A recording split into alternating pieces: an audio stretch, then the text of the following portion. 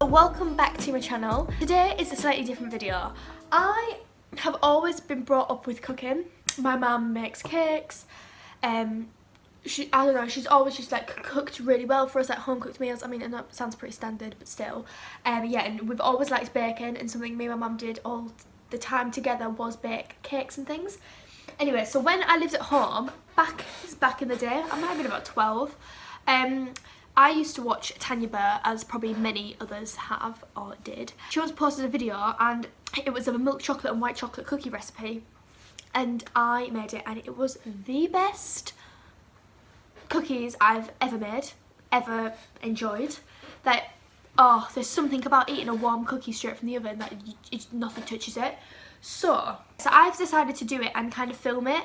I'm not sure whether the video that Tanya has is still up, but I know the recipe anyway. How sad am I? So I did make these last week as kind of a trial, and I did film it, but I wasn't completely happy with the footage. So I thought I would refilm it, and then if I need to use any of that footage, I can. And if I don't, then I don't need to. Plus, when I filmed that, the shop that is local to us didn't have any white chocolate. What type of shop has no white chocolate? Anyway, so I went to Lidl this morning, and I have myself some white chocolate. There wasn't any Milky Bar. Normally I would go just for a Milky Bar, just as a standard. It's what me and my mum always used to get. But yeah, this is literally like Lidl's 30p white chocolate. I am going to really quickly talk through the recipe. So basically, you have 200 grams of milk chocolate, 200 grams of white chocolate, which kind of works out at two big, medium, whatever you want to call them, size bars. 2 for each type of chocolate, 200 grams of butter, 300 grams of caster sugar, and 325 grams of self-raising flour. Now that is the basis of the ingredients. I'll obviously talk through the steps and give you my little tips that I've kind of learnt whilst making them over the time that I have, over the period, how many times I've made them, God knows. And then the other only thing that you would potentially need is, if you've used all these ingredients and the mixture is it's too dry, because you've got to kind of get like a happy medium, then the only other ingredient you would need is some milk. Me personally, I would opt for oat milk, but that's purely because I've cut dairy milk, cow's milk, out of my diet. So let's get cooking. First of all, with my baking, I am going to take the butter and just pop it into my mixing bowl, and what I'm going to do is mix the butter until it is light and fluffy before I add the sugar. Recipes normally do just say mix the butter and the sugar until, you know, nice and fluffy, but I like to get the butter warmed up first, just because it's so much easier to work with. So at this point, I'm going to gradually start adding the sugar and mix a little bit in, purely doing it a little bit at a time, just so that it doesn't spill everywhere and make a complete mess.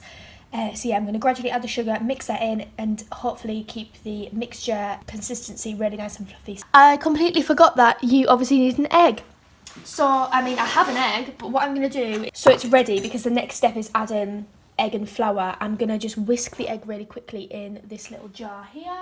Next step, I have mixed the butter and the sugar together, and I've got my little whisked egg ready. The recipe then states to add all of the egg and then add all of the flour, but I find it so much easier to handle the mixture and for it to be more of a gradual thing, to add a little bit of the egg and then a bit of the flour. So I'll probably do the egg in 3 parts and then the flour in 3, and then I'll just add whatever's left at the end as well. This is the last bit. All of that is mixed in. It's kind of got to a really nice thick consistency. You don't want it to be too wet, but at the same time you don't want it dry. So what I'm going to do is just gradually add in the chocolate and the white chocolate.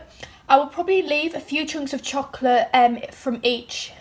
I'll probably leave a little bit over, just so that when I am prepping the cookies onto the tray, if I can see one of them is lacking a little bit of chocolate, I can just squeeze a few extra little squares in. So yes, that is what I'm now going to do, and then I'm going to pop it all on a tray. So here are my final little cookies before I'm going to put them in the oven. So I'll put them in the oven for about 10 to 12 minutes, keeping an eye on them. You don't want them to brown off too much or burn. Take them out when they're still looking a little bit raw, and then they are still soft in the middle when you come to eat them later. So you get them out. I've slightly overdone, I think because this was on the top shelf and I was kind of looking at them both. These have probably been in a minute too long. Probably like this one here, or this one's quite a nice one. So yeah, they just give or take. They'll just be a little bit more crispy, but they are the finished little goodies that I've made. So yeah, that is basically everything. As you'll have seen in when I was getting the cookies together and putting them on the trays, I did have to add a little bit extra flour.